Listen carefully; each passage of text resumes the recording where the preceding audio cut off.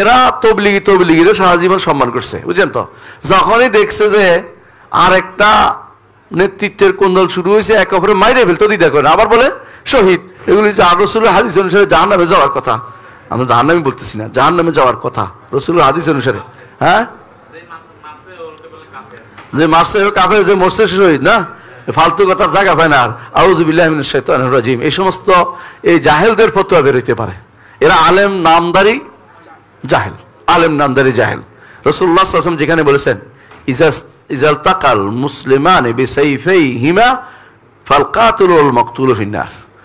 দুইজন মুসলিম যদি কোনো তাদের অস্ত্র নিয়ে একে অপরকে আঘাত করতে যায়, মৃত এবং যে হত্যা করছে উভয় জাহান্নামী। তো জিজ্ঞাসা করি, রাসূলুল্লাহ দুইজন কেন জাহান্নামী? একজনও জাহান্নামী হবে, যে মারছে সে। মারছে তো সে, যে মার খাইছে সেও চাইছে মারতে, অস্ত্র নিয়ে বেড়েছে কি জন্য? যদি এমন হইতো কোন আব্দুল্লাহ আল মাকতুল, যে কিছু অস্ত্র নেই আমি মরে গেলে মরে যেতে পারি, ওই আল্লাহর বান্দা কার মতো? হাবিলের মতো, যে তুমি যে আমাকে হত্যা করো আমি তোমাকে হত্যা করবো না, এরকম হইলে একটা কথা প্রতিরোধ করতে পারে।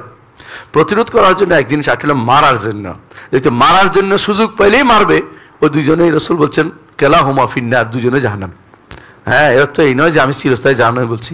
আল্লাহ তওবা দরজা মুক্ত রাখছেন, যে জীবিত আছে মারছে সে তওবা করলে আল্লাহ ক্ষমা করবেন, কিন্তু আখিরাতে শাস্তি আমি জানি না মাপ পেবে কিনা। ক্ষমা করবেন কদ্দূর? একটা মৃত মানুষের কয়টা হক আছে জানেন? মরা মানুষের 3টা হক। 1 নম্বর হচ্ছে আল্লাহর হক, আল্লাহর বান্দাকে মেরে ফেলছেন, এই জন্য এটা মাফ হবে। দ্বিতীয় হক হচ্ছে বান্দার জীবিত থাকার হক, এই হকটা মাফ হবে না। আর 3 নম্বর হচ্ছে বান্দার আত্মীয় স্বজন বাচ্চা কাচ্চার হক, এইটাও তো মাফ হচ্ছে না। হাসরের দিন এই জন্য মৃত ব্যক্তিটা মাথাটা নিয়ে হাজির হবে, ইয়া রব সাল হাজালি মা কাতালানি, এরা একে জিজ্ঞাসা করুন কেন আমাকে হত্যা করেছে। এই জন্য রাসূলুল্লাহ সাল্লাল্লাহু আলাইহি ওয়াসাল্লাম বলেছেন লা ইয়াজাল মারউ ফি ফুসহাতি মিন দীনিহি মা লাম ইউসিব দামান হারামান। একজন মানুষ তার দ্বীনের মধ্যে প্রশস্ততার মধ্যে থাকে, বাঁচার পথ থাকে, ততক্ষণ পর্যন্ত না।